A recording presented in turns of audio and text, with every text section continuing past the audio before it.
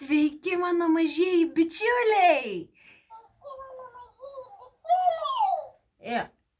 Kas čia dabar? Čia tu?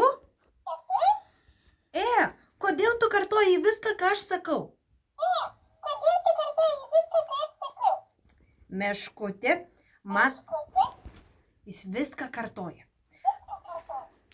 Man atrodo, tau jau laikas miegoti. Teisingai, laikas miegoti. Visi miegoti.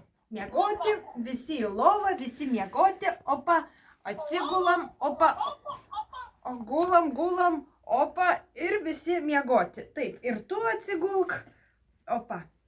Gal jau nurimsi, kai...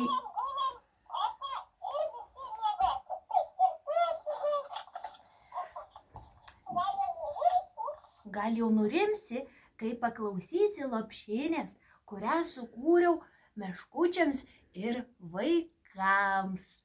O kodėlgi reikia eiti miegoti? Kad užaugtume dideli, stiprus ir gražus ir susapnuotume daug gražių sapnų. O šiandien aš jums padainuosiu lopšinę apie meškučius, kurie gyvena meškinų mėnulyje ir mala žvaigždžių miltus. Gal šiąnakt išgirdę šią lopšinę, jūs taip pat nukeliausite į meškinų mėnulį. Paklausykite.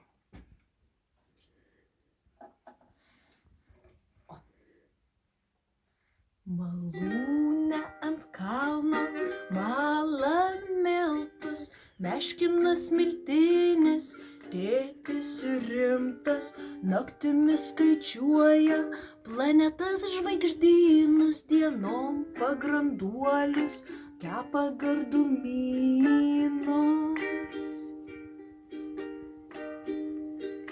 Meškė septynbraškė, meškinų mamytė, augina sūnelį ir dukrytę.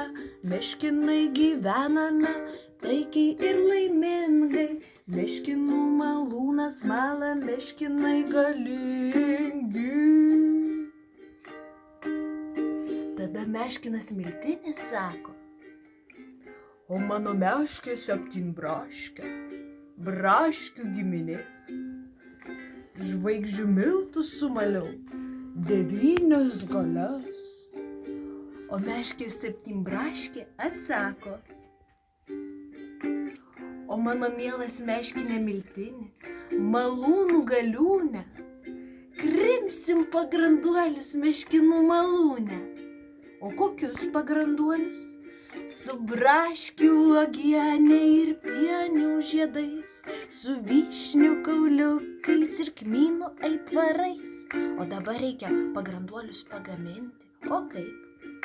Maišo minkom tepam, kepam, meškinų mėnulį pagranduolius kepam.